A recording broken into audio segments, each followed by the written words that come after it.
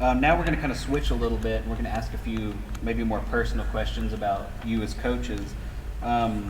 What made you want to coach, or maybe what allowed you to see that you could transition into being a coach?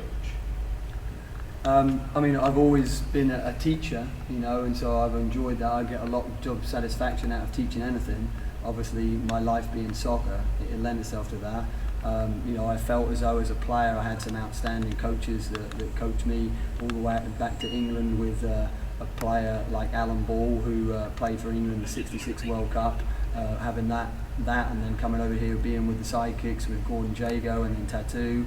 I mean, those sort of mentors, want you to be able to do that. And then of course, me playing for 15 years, obviously I've learned a lot about the game, and again, being a teacher, I want to, be able to teach players, people how they can get better in the game as well.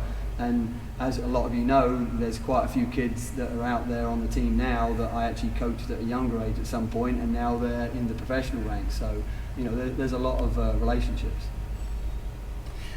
For me, actually, it's a little different than a lot of people. I played soccer in the youth all the way to my 20s, and then hit a hardcore stop to go into the business world.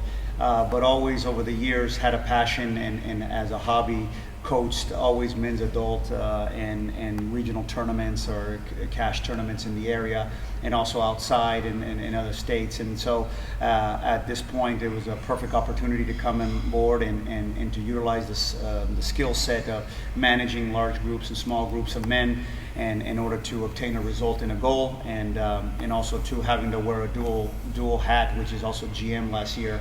Where you have to do just more than just coaching. You have to be part of the business side of also the Dallas Sidekicks.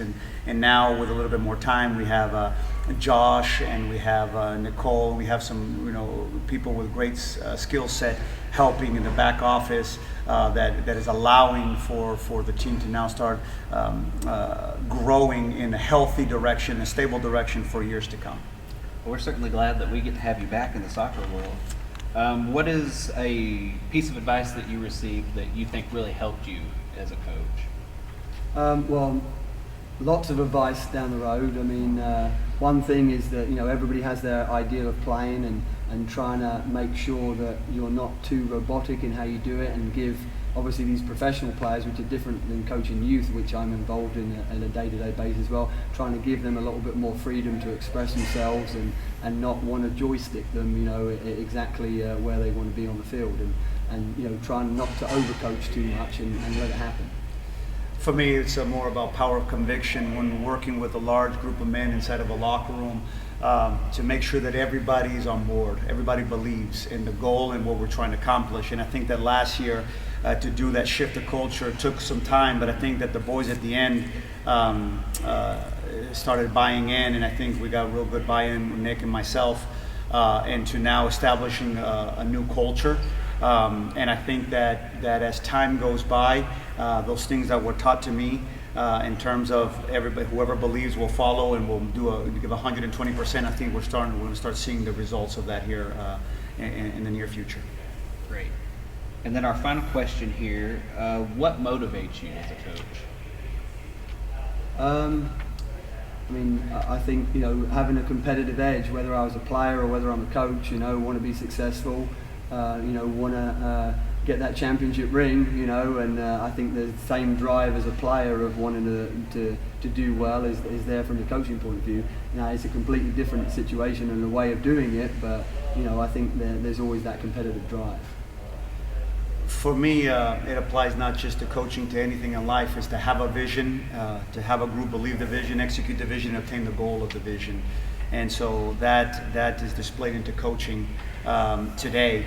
And that's what really gets me going in the morning. And I think that with this group, I'm going to go back to it. Last year we passed the hardest part, which was to break the culture, the pattern, and create a new one. And I think that everybody's going to be really happy with the short-term and long-term results we're going to obtain in this organization for the next years to come. Well, thank you both for your time. We had a lot of fun here today, and I'm sure the viewers did as well. Okay, thank you guys. Thank you. Appreciate it.